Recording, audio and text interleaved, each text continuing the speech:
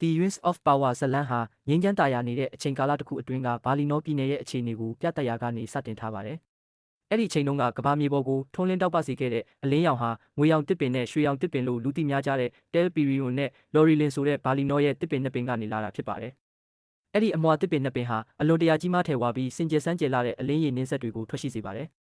တစ်ဖက်မှာလည်းမတည်နိုင်တဲ့မြေလို့အမည်ရတဲ့ဘာလီနောပြည်ဟာနတ်သူငယ်ဖြစ်ကြတဲ့ Elf လူမျိုးတွေနေထိုင်ရာအရက်ဒေသဖြစ်ပါတယ်။တနေ့မှာတော့ Galadriel လို့ခေါ်တဲ့ Elf မိန်းကလေးငယ်တစ်ယောက်ဟာသူမရဲ့စက္ကူလေးလေးကိုမြစ်ထဲမှာမျှောဖို့ကြိုးစားနေခဲ့ပါတယ်။ Galadriel ဟာသူမရဲ့စက္ကူလေးလေးဟာတောင်ကျမ်းလိုင်းထန်နေတဲ့မြစ်ရေပြင်ကိုဖျက်ဆီးသွားလာနိုင်တယ်ဆိုတာကိုသူမရဲ့တငယ်ချင်းတွေကိုသက်သေပြဖို့ကြိုးစားခဲ့တာပါ။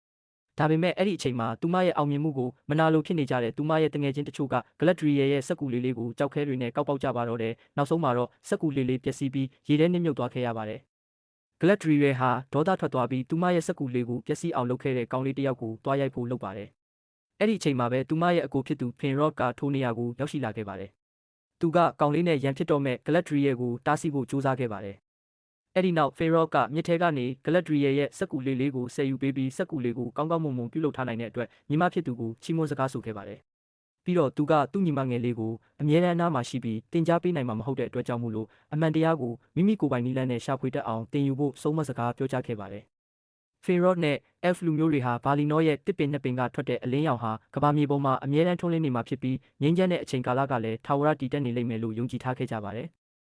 သို့တော်လည်းအမောင်ရှင်သခင် Morgoth ကဘာလီနောကိုတိုက်ခိုက်ပြီးကမ္ဘာမြေပေါ်မှာထွန်းလင်းနေတဲ့တောက်ပတဲ့အလင်းရောင်ကိုလူယူသွားတဲ့အခါမှာတော့သူတို့ရဲ့ယုံကြည်မှုတွေပြိုလဲပျက်စီးသွားခဲ့ရပါတယ်။ Elf စစ်တပ်ကြီးဟာစန်ဒါရင်ပင်လယ်ပြင်ကိုဖျက်ကျော်ပြီး Middle-earth စီကိုရွတ်လွတ်လာခဲ့ကြကအမောင်ရှင်သခင်ကိုရာစုနှစ်ပေါင်းများစွာကြာအောင်ပြင်းထန်လာတဲ့စစ်ပွဲကြီးဆင်နွှဲတိုက်ခိုက်ခဲ့ကြပါတယ်။ Morgoth ရှုံးနိမ့်သွားပြီးတဲ့နောက်မှာတော့သူ့ရဲ့အစေခံဖြစ်သူတကိုးကြီးမော်ဆေးယာဆော်ရွန်ဦးဆောင်တဲ့ Orc စစ်တပ်ကြီးဟာတကမ္ဘာလုံးကိုပြန့်နှံ့သွားခဲ့ပါတယ်။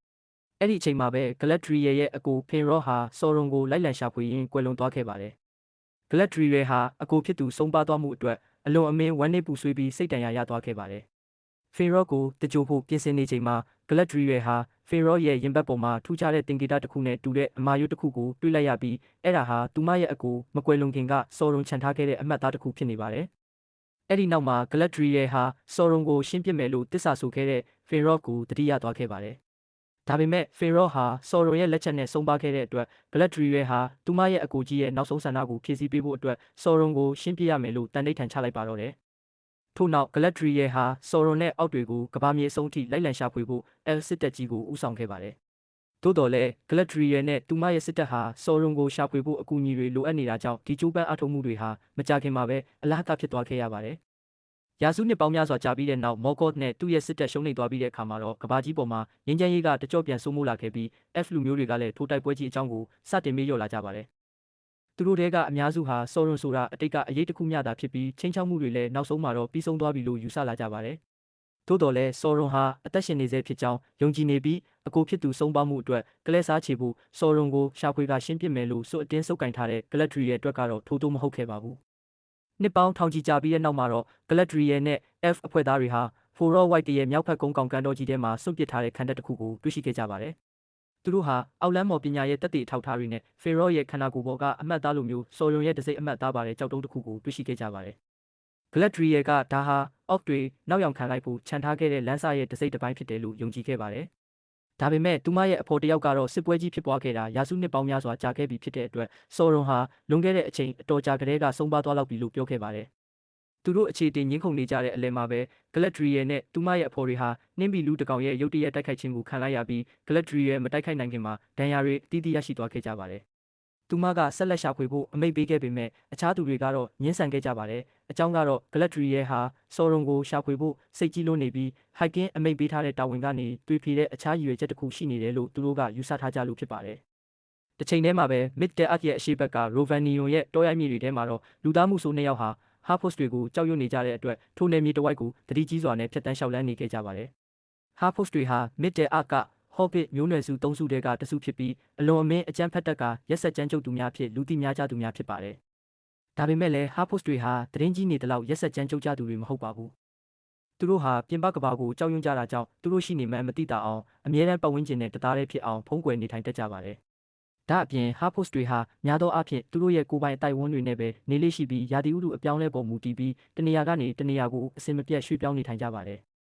သူတို့ထဲကအဖွဲတစ်ခုကတော့ Rovanion ဒေသမှာနေထိုင်ကြတဲ့လှည့်လည်သွားလာသူ Harpost အတိုက်အဝန်းတစ်ခုပဲဖြစ်ပြီးသူတို့ဟာပုံမှန်မဟုတ်တဲ့ရာသီအချိန်ခါမျိုးမှာလူသားမှုဆိုးတွေသူတို့အနီးနားကနေဖြတ်တန်းသွားတာကိုမြင်လိုက်ရလို့အံ့အားသင့်သွားခဲ့ကြပါတယ်။တစ်ချိန်တည်းမှာပဲ Nori, Brandyfoot နဲ့ Poppy Profello တို့အပါအဝင် Harpost လူငယ်တစုဟာ Berry သီးတွေသွားစားဖို့အနီးနားကစိုက်ခင်းတစ်ခုစီကိုသွားခဲ့ကြပါတယ်။ဒါပေမဲ့သူတို့ဟာဝန်ပလွေချေရာတွေကိုတွေ့လိုက်ရတာကြောင့်ချက်ချင်းပဲစခန်းစီကိုပြန်လာခဲ့ကြပါတယ်။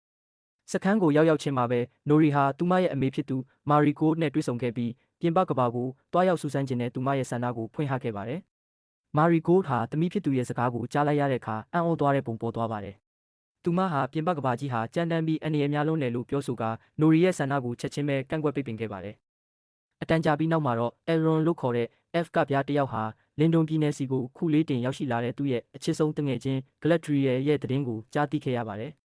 Aaron ဟာ Galadriel ပြန်ရောက်လာတဲ့သတင်းကိုကြားရတဲ့အတွက်ဝမ်းသာသွားပုံရပြီးသူမနဲ့တွေ့ဆုံဖို့ချက်ချင်းပဲအပြေးလွှားသွားခဲ့ပါတယ်။သူတို့နှစ်ယောက်နောက်ဆုံးမှာဆုံတွေ့ကြတဲ့အခါ Galadriel က Sauron နဲ့ Orc တွေကိုဆက်လက်ရှာဖွေခြင်းနဲ့သူမရဲ့ဆန္ဒကို Aaron ကိုပြောပြခဲ့ပါတယ်။ Galadriel ဟာ Hiking ရဲ့ပြန်တန်းတော်ဆင်းနဲ့မိန့်ခွန်းရေးသားသူဖြစ်တဲ့ Aaron ကိုသူမရဲ့နောက်ထပ်ရှာဖွေရေးခရီးစဉ်အတွက်စစ်တီအင်အားနဲ့ရိတ်ခါတွေပိုမိုထောက်ပံ့ပေးဖို့ Hiking ကိုနားချတိုက်တွန်းပေးပါလို့တောင်းပန်ခဲ့ပါသေးတယ်။သို့တော်လည်း Galadriel ရဲ့တောင်းဆိုချက်အပေါ် Aaron ကတစိမ့်တစ်ပိုင်းလောက်ပဲထောက်ခံခဲ့ပါတယ်။အကြောင်းကတော့သူကိုယ်တိုင်က Sauron ပျောက်ဆုံးသွားတာကြာပြီဖြစ်ပြီး Orc တွေလည်းအမြင့်ပြတ်ချေမှုန်းခံလိုက်ရပြီလို့ယုံကြည်နေလို့ဖြစ်ပါတယ်။ဒါအပြင်အကိုဖြစ်သူဆုံးပါခဲ့မှုအတွက်ကလဲစားချေခြင်းနဲ့ Galadriel ရဲ့ပြတ်သားတဲ့ဆန္ဒကို Hiking အနေနဲ့လုံလောက်စွာကျင့်နာမှုပြပြီးလေးစားတမိုးထားပေးခဲ့ပြီးပြီဆိုတာကိုလည်းသူကထောက်ပြခဲ့ပါတယ်။ Aaron က Hiking အနေနဲ့ Galadriel ရဲ့ဆက်လက်ရှာဖွေရေးတောင်းဆိုချက်ကိုခွင့်ပြုမှာမဟုတ်ဘဲ Sauron နဲ့ Orc တွေကိုလိုက်လံအမဲလိုက်တဲ့ mission ကိုတရားဝင်ရပ်ဆိုင်းပစ်လိုက်မယ်လို့ယုံကြည်နေပါတယ်။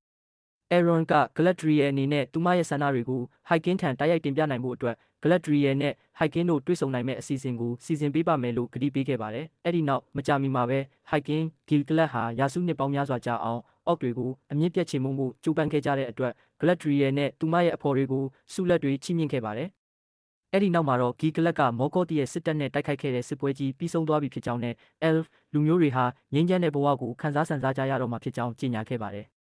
ဒါအပြင် Gil-galad ဟာ Galadriel နဲ့သူမရဲ့အဖော်တွေကိုပင်လယ်ပြင်ကိုဖျက်ကျော်ပြီးဘာလီနောပြည်စီရွက်လွှင့်ခွင့်ရမယ့်ကြီးမြတ်လာတဲ့ဂုဏ်ထူးဆောင်ခွင့်ရေးကိုပေးသနာခဲ့ပါတယ်။အဲ့ဒီနေရာဟာသူတို့အနေနဲ့ထာဝရငြိမ်းချမ်းတဲ့ဘဝနဲ့နေထိုင်သွားနိုင်မယ့်နေရာဖြစ်ပါတယ်။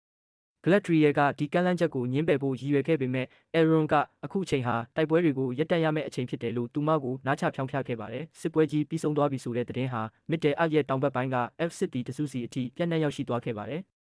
သူတို့ဟာ Morgoth ရဲ့မဟာမိတ်တွေကနေဆင်းသက်လာတဲ့လူသားတွေရဲ့ရွာတရွာဖြစ်တဲ့ Tiharet ရွာကိုစောင့်ကြည့်အုပ်ချုပ်နေခဲ့ကြတာဖြစ်ပါတယ်။ Elf စစ်တီတွေထဲကတယောက်ဖြစ်တဲ့ Arondir ဟာအဲ့ဒီရွာကိုပုံမှန်ကင်းလှည့်လေ့ရှိပါတယ်။ဒါပေမဲ့ရွာသားအများစုဟာသူတို့ရွာထဲမှာ Elf တွေရှိနေတာကိုမနှစ်သက်ကြဘူးဆိုတာကိုသူမကြခင်မှာပဲသဘောပေါက်သွားခဲ့ပါတယ်။သူဟာ Morgoth ရဲ့တစ္ဆာခံတွေကနေဆင်းသက်လာတဲ့ရွာသားတွေကိုစောင့်ကြည့်ဖို့ဆိုတဲ့သူ့ရဲ့တာဝန်ကိုပဲထမ်းဆောင်နေတာဖြစ်တဲ့အတွက်ဒါကိုလစ်လျူရှုဖို့ကြိုးစားခဲ့ပါတယ်။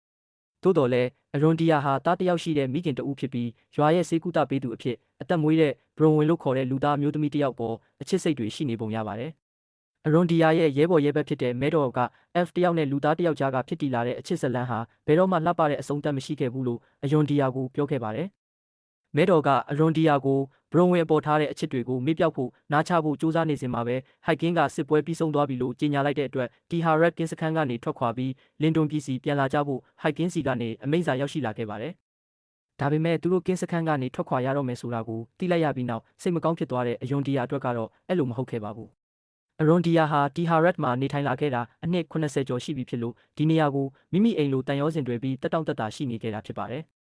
သူဟာ Tiharet ကနေမထွက်ခွာခြင်းပေမဲ့ Hiking ရဲ့အမိန့်ကိုနာခံဖို့ကလွဲလို့အခြားရွေးချယ်စရာမရှိခဲ့ပါဘူး။မထွက်ခွာခင်မှာတော့ Arondir ဟာ Bronwyn ကိုနှုတ်ဆက်ဖို့အတွက်အချိန်ပေးပြီးတွားရောက်တွေ့ဆုံခဲ့ပါတယ်။ Arondir မိမိကိုထားရစ်ခဲ့တော့မှမို့လို့ဝမ်းနေနေပေမဲ့လည်း Bronwyn ဟာ Arondir ကိုစိတ်အနှောက်အယှက်မဖြစ်စေချင်တဲ့အတွက်သူမရဲ့ဝမ်းနေပူဆွေးမှုတွေကိုဖုံးကွယ်ထားဖို့ကြိုးစားခဲ့ပါတယ်။တစ်ချိန်တည်းမှာပဲ Bronwyn ရဲ့သားတီအိုဟာအဖိုးအိုတယောက်ဖျားနေတဲ့နွားတစ်ကောင်နဲ့အတူသူတို့အိမ်ကိုရောက်လာတယ်လို့သူ့အမေကိုလာပြောပါတယ်။ Bronwyn ဟာအဖိုးအိုစီကိုအပြေးလွှားသွားခဲ့ပြီးအဖိုးအိုကသူ့ရဲ့ဖျားနာနေတဲ့နွားရဲ့အခြေအနေကိုစစ်ဆေးပေးဖို့သူမကိုတောင်းဆိုပါတယ်။ Bronwyn ရဲ့အိမ်မှာတိုက်ဆိုင်ရှိနေခဲ့တဲ့ Arondir ကလည်းနွားရဲ့ယောဂလက္ခဏာကိုလေ့လာကြည့်ပါတယ်။ Bronwyn ကနွားမှာဒဏ်ရာရထားတာမျိုးဒါမှမဟုတ်ဖျားနာနေတာမျိုးမရှိကြောင်းအတည်ပြုပေးပါတယ်။အဲ့ဒါကိုကြားပြီးနောက်မှာတော့ Arondir ဟာနွားနို့ကိုညှစ်ကြည့်လိုက်တဲ့အခါနွားနို့တွေထွက်မလာပဲအမဲရောင်အရည်တွေယိုစီးထွက်လာတာကိုတွေ့လိုက်ရလို့အံ့အားသင့်သွားခဲ့ပါတယ်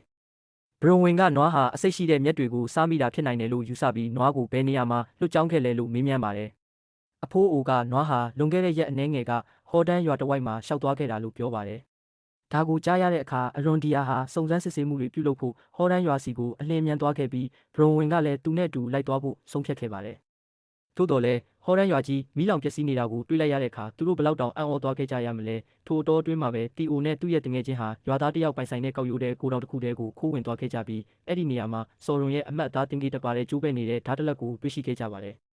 တစ်ဖက်မှာလည်းစန်တာရင်ပင်လယ်ပြင်ကိုဖျက်ကျော်ပြီးနောက်ဂလက်ဒရီယယ်နဲ့သူမရဲ့အဖော်တွေဟာကြီးမားလာတဲ့အလင်းရောင်ကြီးအဖြစ်ပေါ်ထွက်လာတဲ့ဘာလီနောပြည်ထဲကိုဝင်ရောက်ဖို့ပြင်ဆင်နေကြပါတယ်သို့တော်လည်းဂလက်ဒရီယယ်ဟာစော်ရုံကိုလိုက်လံရှာဖွေတဲ့အလုပ်ကိုစွန့်လွတ်ဖို့ဒရီဟာစိတ်တွေဝင်လာခဲ့ပြီးစော်ရုံကိုဆက်လက်ဖမ်းဆီးနိုင်ဖို့အတွက်တင်မော့ဘော်ကနေရေထဲကိုခုန်ချဖို့ဆုံးဖြတ်လိုက်ပါတော့တယ်။အဲ့ဒီအချိန်မှာပဲဥက္ကာပြန်တစ်ခုဟာမစ်တဲအကောင်းကင်ရံကိုဖျက်တမ်းပြန်တန်းသွားပြီးဟာဖို့စ်တွေရဲ့စခန်းအနီးနားကိုပြစ်ကျသွားခဲ့ပါတယ်။စူဆန်းကျင်စိတ်ပြင်းပြနေတဲ့နိုရီနဲ့ပေါ်ပီတို့ဟာဥက္ကာပြန်ပြစ်ကျတဲ့နေရာစီကိုအပြေးလွှားသွားခဲ့ကြပြီးဥက္ကာပြန်ချိုင်းခွက်ကြီးထဲမှာထူးဆန်းတဲ့လူတစ်ယောက်ကိုတွေ့ရှိခဲ့ကြပါတယ်။ The Ring of Power Season 1အပိုင်းတစ်ကတော့ဒီမှာပဲပြီးဆုံးသွားပြီးကျန်တဲ့အပိုင်းတွေကိုနောက်နေ့မှာဆက်လက်တင်ဆက်ပေးမှာဖြစ်လို့ like follow နဲ့ subscribe လေးတွေလုပ်သွားပေးကြပါဦးခင်ဗျာ။